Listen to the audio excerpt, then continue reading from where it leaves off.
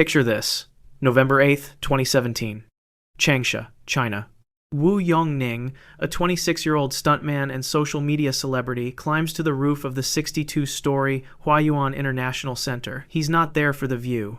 He's there because a challenge is offering $15,000 for the most extreme roof-topping stunt, and Wu desperately needs that money. His mother is sick, his wedding is approaching. And the platforms he performs on have taught him a brutal lesson. The deadliest risks generate the most views, and views generate income. In 4 minutes, he'll slip, fall 270 meters, and die. His final struggle will be captured on video and go viral. But here's what should disturb you more than the fall itself. He was financially incentivized to do this by the very platforms profiting from his content. Here's what makes Wu's death more than just a tragic accident. According to China Daily's editorial response, live streaming platforms were directly profiting from content depicting extreme, life-threatening stunts. The more dangerous the stunt, the higher the engagement. The higher the engagement, the more advertising revenue. Wu's friend later confirmed he sometimes went beyond his ability, but the financial incentive was undeniable. Platforms had created an ecosystem where content creators felt economically compelled to escalate risks to secure income. Wu wasn't just seeking validation, he was chasing a payday that algorithms explicitly rewarded. Chinese authorities knew this was happening, they just hadn't regulated it yet. Wu's routine is familiar. He's performed hundreds of rooftop stunts. He scales the building without safety equipment, reaches the roof, and positions himself at the edge. The stunt requires him to perform pull-ups while hanging from the ledge of the 62-story building. His phone is recording. He begins the maneuver. He pulls himself up once, twice. On the third attempt, his grip weakens. He struggles to pull himself back over the ledge. For agonizing seconds, he fights gravity. His arms shake, his fingers slip, and then he falls, 270 meters. The impact is instant and fatal. The video, recovered later, shows his final moments of struggle. It will be viewed millions of times, generating exactly the kind of engagement that made the stunt financially attractive in the first place. Wu Yongning died on impact. The video of his final stunt circulated globally, sparking outrage and grief. Chinese state media responded forcefully, with China Daily publishing editorials demanding greater supervision of live streaming applications that profit from dangerously hyped content. The platform that hosted the challenge faced intense criticism, but the underlying problem remained. Social media algorithms prioritize engagement above all else, and deadly stunts generate massive engagement. Wu's death became a global symbol of the Selfie epidemic, deaths caused by pursuing the perfect, most dangerous image. China tightened regulations on live streaming content, but enforcement remains inconsistent. The fundamental problem persists. As long as platforms profit from extreme risk, creators will be economically incentivized to provide it. Wu died chasing $15,000. The platforms hosting his content made far more than that from the millions of views his death generated. Sometimes the most dangerous product isn't what's being sold, it's the attention itself. The Ural Mountains, Russia, 2015. Two young men have an idea for what they believe will be the ultimate selfie. Not standing near danger, not pretending to be in danger. Actually creating danger. They're holding a live hand grenade, and they're going to pull the pin, hold it, take the picture, and presumably live to post it. This isn't distraction or environmental misjudgment. This is deliberate incorporation of a lethal weapon into a photograph for the explicit purpose of generating unprecedented shock value. In 10 seconds, both men will be dead. The grenade will detonate, but the phone will survive. And the final photo, the image of two men posing with an armed explosive, will be recovered from the camera roll, providing direct, chilling evidence of their final act. Here's what makes this death particularly significant from a policy perspective. Russia was already experiencing a surge in selfie-related fatalities, including weapons-related deaths. A 21-year-old woman in Moscow had accidentally shot herself while posing with a handgun. Authorities recognized a pattern. Russian citizens were incorporating guns, explosives, and other lethal objects into self-photography, often with catastrophic results. But until the grenade incident, there was no comprehensive national response. The sheer, undeniable stupidity of pulling the pin on a live grenade for a photo crystallized the crisis. This wasn't someone slipping near a cliff. This was premeditated use of military ordnance as a photo prop, and it forced the government to act. The mechanism of death is straightforward and instant. A hand grenade operates on a simple principle. Pull the pin, release the safety lever, and the fuse ignites. You have 3 to 5 seconds before detonation. The two men pull the pin. They pose. The phone captures the image. The fuse burns, and the grenade explodes. The blast kills both men immediately. The force is catastrophic at point-blank range. Shrapnel, concussive force, thermal energy, all concentrated within inches of their bodies. There's no recovery. There's no rescue. There's just the aftermath, 2 bodies, a crater, and a phone that somehow survived, containing the final grotesque evidence of what they'd done. Both men died at the scene.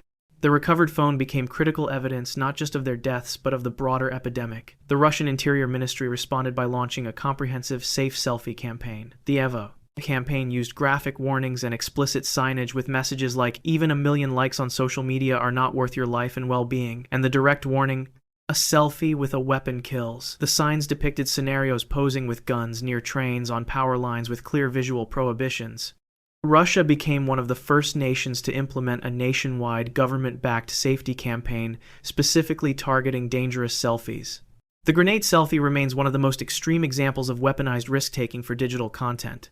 It forced Russia to confront an uncomfortable reality. When citizens are willing to arm explosives for photographs, passive warnings are insufficient. The campaign represented a recognition that this behavior required explicit regulatory intervention, not just educational suggestions. Sometimes people need to be directly told that certain risks aren't worth any amount of social media validation.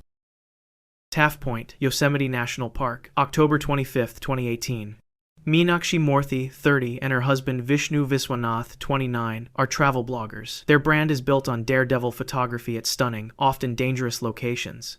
They've cultivated an audience that expects them to get the shot no one else will, standing at cliff edges, perched on precarious rocks, capturing the extreme angle that proves they were really there, really that close. They've come to Taft Point specifically for the sunset shot. The location is famous for its sheer granite ledge that drops 800 feet straight down, with no railings, no barriers, nothing between you and the void except your own judgment. In minutes, both will fall to their deaths. But the most disturbing element isn't just that they died doing what they warned against. It's that Morthy had literally posted about this exact danger months earlier. Here's what makes this case particularly tragic and revealing. Investigators later reviewed Morthy's social media history and found a photo she'd posted from the Grand Canyon. She's sitting near the edge and the caption reads, "A lot of us, including yours truly, is a fan of daredevilry attempts of standing at the edge of cliffs. But did you know that wind gusts can be fatal? Is our life just worth one photo?" She knew. She'd articulated the exact risk. She'd acknowledged the danger publicly. And yet here they are at Taft Point, setting up a tripod at the edge of an 800-foot drop. The autopsy would later reveal another critical factor. Both Morthy and Viswanath had intoxicating levels of ethyl alcohol in their systems. They weren't just taking a dangerous photo. They were doing it while impaired. Investigators found Viswanath's tripod near the edge. Another tourist had unintentionally photographed Morthy moments before, standing closer to the edge than anyone else, positioning for the perfect shot, and then they fell. 800 feet. 245 meters. The fall is unsurvivable. The granite ledge offers no handholds, no way to arrest the fall, just gravity, velocity, and impact. Both died at the scene. The recovery of the bodies was a complex operation, requiring specialized teams and equipment. Park officials confirmed the deaths and noted that Taft Point, despite its known dangers and previous incidents, had no physical barriers preventing access to the edge. The area relies entirely on visitor judgment and posted warnings. Morthy and Viswanath's deaths reignited debate about whether passive warnings are sufficient at locations where the entire attraction is the dangerous view. The National Park Service faced criticism for not installing railings or mandatory buffer zones, particularly at sites with documented fatalities. The legacy of this case is the profound irony. A person who warned others about the exact risk they were taking, who knew that one photo might not be worth a life, still made the fatal choice. The second manicky, combination of performance pressure, audience expectations, impaired judgment from alcohol, and absence of physical barriers created the conditions for catastrophe. Sometimes knowing the danger isn't enough when the entire structure of your online presence demands you ignore it. India leads the world in selfie deaths, not by a small margin, by a crushing, undeniable statistical dominance, and the single most common scenario isn't falling from cliffs or drowning at beaches, it's trains. Fast-moving, horn-blaring, impossible-to-stop trains that people stand directly in front of, beside, or on the tracks of, trying to capture the perfect shot of the locomotive approaching in the background. This isn't a single incident, it's an epidemic. Between 2011 and 2017, multiple high-casualty events occurred. In 2016, 2 youths were run over by a train while taking photos on railway tracks in Uttar Pradesh. In 2015, 3 students died attempting a daredevil selfie dangerously close to an oncoming train in Mathura. The pattern is consistent, predictable, and ongoing. Here's what makes the train selfie epidemic a systemic failure rather than individual stupidity. India's railway infrastructure is densely integrated into populated areas. Tracks run through neighborhoods, near markets, alongside roads. Access is easy, barriers are minimal or non-existent, and the sheer frequency of trains means opportunities for the shot are constant. Authorities knew this was a deadly pattern. Mumbai police established 16 no-selfie zones, specifically around railway crossings and waterfronts after multiple drowning and train deaths.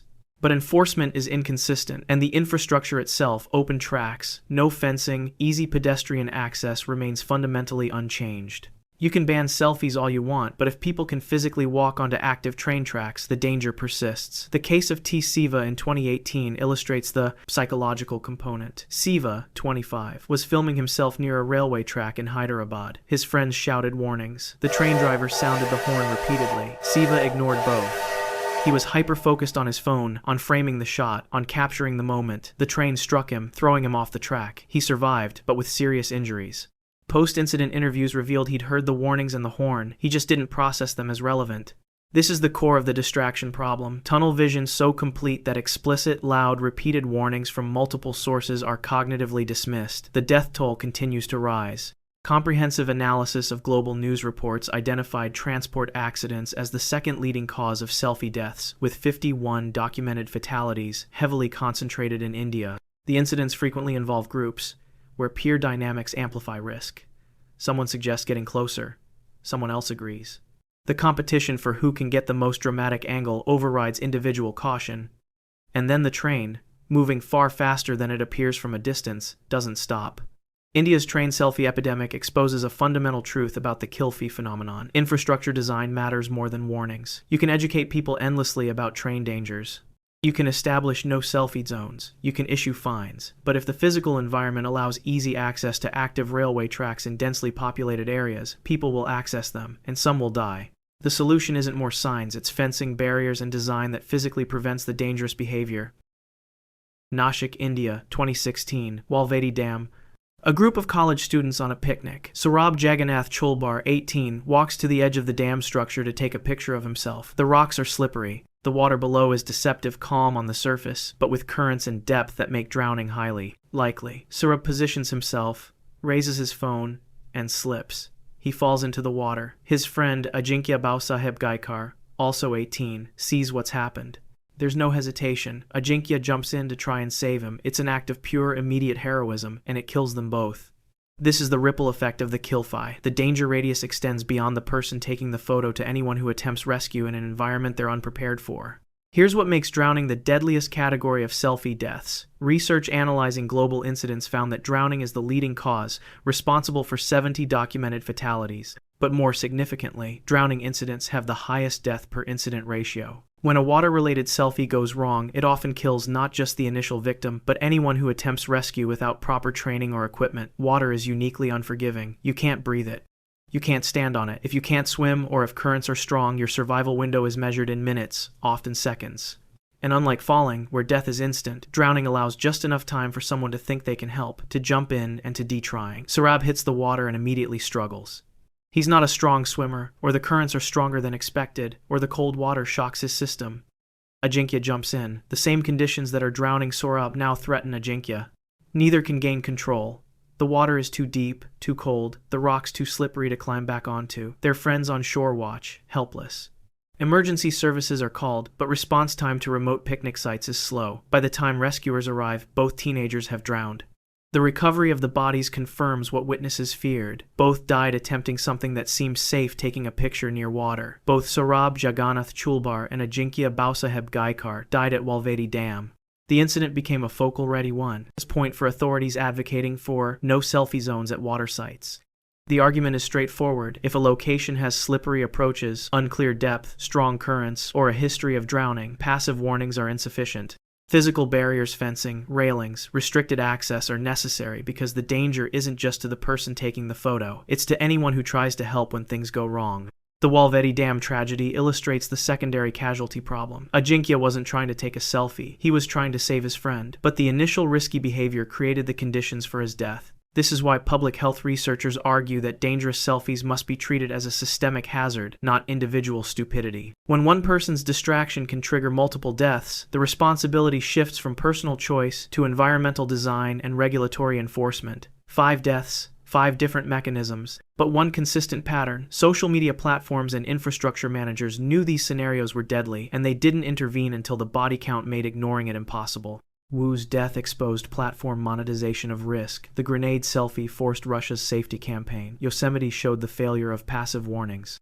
India's train deaths proved infrastructure access kills. Walvedi revealed the ripple effect. The kill-fee epidemic isn't about stupid individuals, it's about systems that incentivize deadly behavior. Algorithms reward extreme risk.